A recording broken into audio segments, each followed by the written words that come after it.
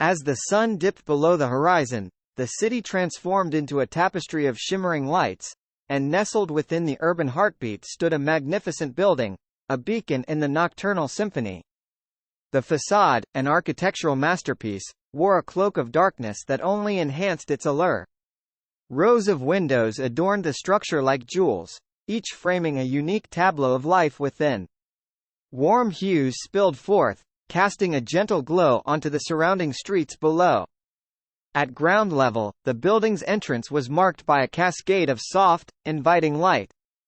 The glass doors stood as portals to another realm, revealing the lobby adorned with contemporary art and an elegant reception desk bathed in the subtle radiance of recessed lighting. Vertical lines of light traced the building's edges, accentuating its form against the night sky.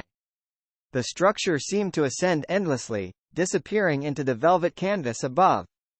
On the upper floors, lights from individual rooms painted a mosaic of stories, each window a snapshot of someone's world: a cozy living room, a home office, or a bedroom with curtains gently swaying in the night breeze. On the rooftop, a panoramic view